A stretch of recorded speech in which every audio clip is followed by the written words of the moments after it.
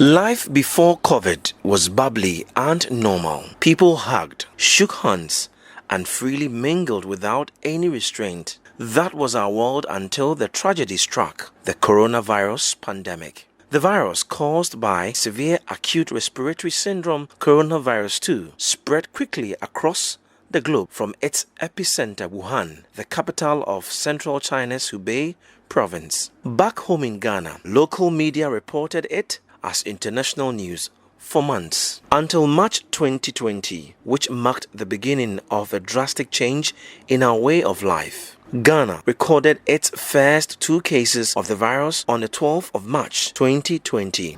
The Minister of Health has confirmed 2 cases of COVID-19. The cases were confirmed on the 12th of March, that's today, 2020. From 2 cases, Ghana moved to 141 cases as of March 28, 2020. This meant government needed to take drastic measures.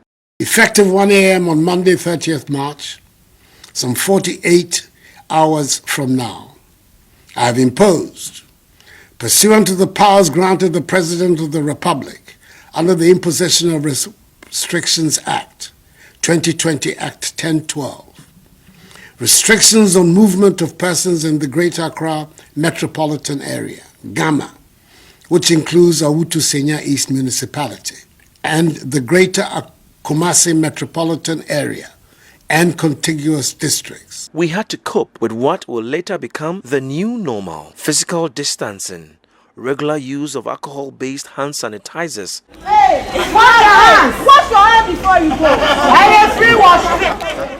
Hand washing under running water and no handshaking became the order of the day. So we had to come up with communication strategy that would just create that, look, anybody could be affected, and that is not limited to Accra, and that the people who are in Accra will travel to you or you come to Accra and pick it up. And so those were major challenges. These are behavior change stuff that doesn't really change that easily. The third pillar was now to go on a medical route or a public health route, which was to trace, to test, and to treat all persons who were thought of as being at risk. During Ghana's partial lockdown, a multifaceted approach was adopted. This called for an all-hands-on-deck approach. The media had to collaborate to help champion the risk communication. For instance, we at Citi TV and Citi FM introduced a number of interventions.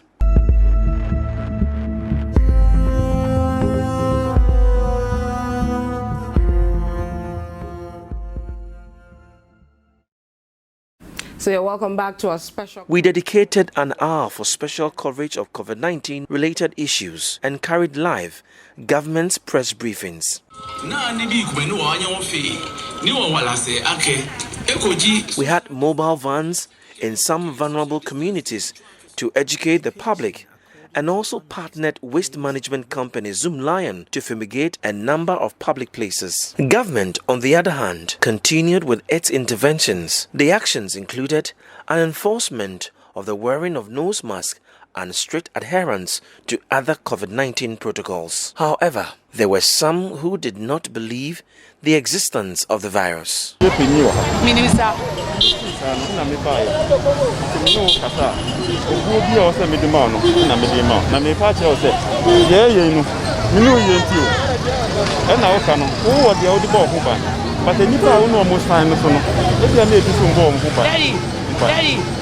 Daddy, alright, yes, no, bon, buying. Anapa, Avia, Anajo. So when you're from Sobia, now you're Banibiana, alright, yes. One Jamasaya do a bit to the Belada. I don't know, yes. Though the number of COVID-19 cases in Ghana kept increasing partly due to enhanced testing, the President, during his 10th update to the nation on the 31st of May 2020, lifted some restrictions on public gathering. And a bridge format for religious services can commence. 25% attendance with a maximum number of 100 congregants can worship at a time in church or at the mosque, with a mandatory 1 meter rule of social distancing between congregants. The government put in place 2 key initiatives, that is to provide relief to local businesses, the Kapbas and the Ghana Cares Obatampa program. Through this, the government established a 100 billion Ghana cedis COVID-19 alleviation and revitalization of enterprise support programs to mitigate the impact of the pandemic on livelihoods of Ghanaians and to ensure that Ghanaians quickly emerged from the pandemic with a stronger and more resilient economy.